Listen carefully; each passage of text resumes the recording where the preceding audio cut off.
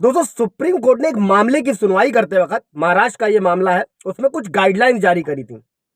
दोस्तों supreme court ने जो लोअर कोर्ट थी और बॉम्बे हाई कोर्ट के एक फैसले को सही ठहराया था और पति को निर्देश दिया था कि वो पत्नी को पर मंथ 15,000 रुपए और बच्चों को 10,000 रुपए देगा। तो इस मामले में जो गुजारे भत्ते का भुगतान था, जो अंतरिम गुजारा भत्ता था, वो 7 साल से पेंडिंग था दोस्तों। और इसी एक फैसले को लेकर जो है महिला के पति ने हाईकोर्ट के फैसले को चुनौती दी थी। अब हम लोग समझेंगे कि सुप्रीम कोर्ट का क्या जजमेंट था, क्या गाइडलाइंस पारित की गई थी इस केस के दौरान। आप सभी लोग जानते होंगे दोस्तों कि सुप्रीम कोर्ट की जो गाइडलाइंस दी जाती हैं, उन्हीं बेसिस पे लोअर कोर्ट और हाई कोर्ट अपने फैसले सुनाते हैं। जैसे अरनेश कुमार बिहार बनाम सुना होगा आप लोगों ने कि किसी भी 498A में तत्काल गिरफ्तारी पुलिस द्वारा नहीं की जाएगी बिना जांच के। अब दोस्तों ये भी समझ लीजिएगा सीआरपीसी 125 अब खत्म होने वाला है और अब जो आगे मेंटेनेंस के केसेस चलेंगे वो 144 बीएनएस के तहत चलेंगे दोस्तों।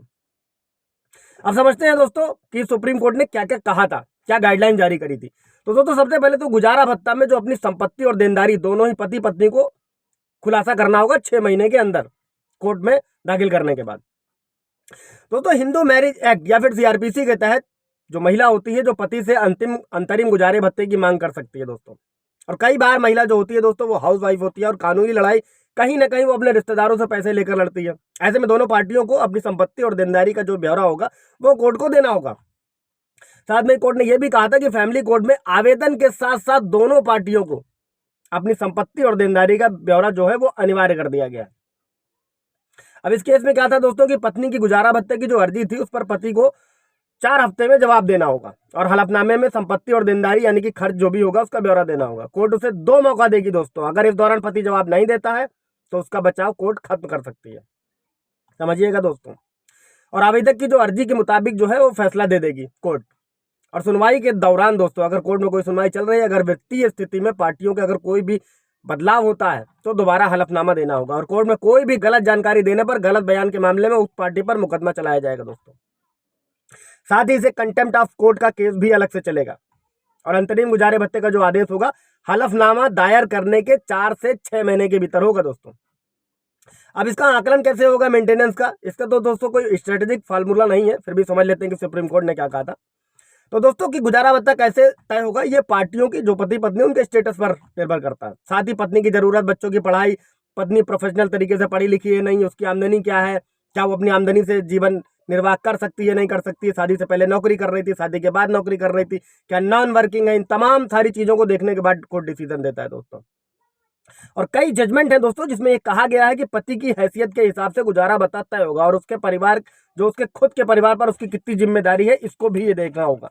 सिर्फ पत्नी ही नहीं, उसके माँ बाप और कितनी जिम्मेदारी उसको भी देखा जाएगा। इसी मामले की सुनवाई करते वक्त दोस्तों सुप्रीम कोर्ट ने कहा था कि इस मामले में केयरफुल बैलेंस की जरूरत है, यानी कि पति की वित्तीय स्थिति, पत्नी का ससुराल में स्टैंडर्ड ऑफ लिविंग क्या था, इसे भी देखना होगा। बच्चों की पढ़ाई, उसके खर्चे, दोनों पक्षकारों की नौकरी और उम्र को भी देखना होगा।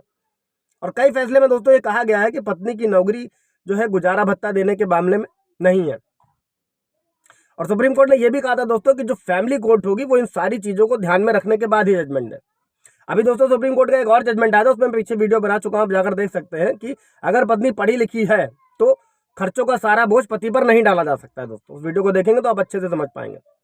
अब दोस्तों इसके बाद सुप्रीम कोर्ट ने यह कहा था कि जिस तारीख को गुजारा भत्ता के लिए आवेदन दाखिल किया जाएगा उसी तारीख के हिसाब से गुजारा भत्ता तय होगा।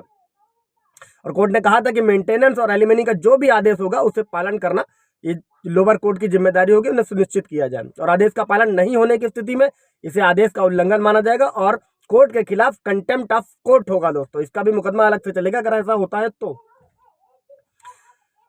दोस्तों ये एक सुप्रीम कोर्ट का जजमेंट था महिला के मेंटेनेंस को लेकर। आशा करता हूं आप लोगों को समझ में आया होगा अच्छे तरीके से। कोई सवाल जवाब होगा तो पूछ लीजिएगा, लाइक कर दीजिएगा, शेयर कर दीजिएगा, सब्सक्राइब कर दीजिएगा। Thank you.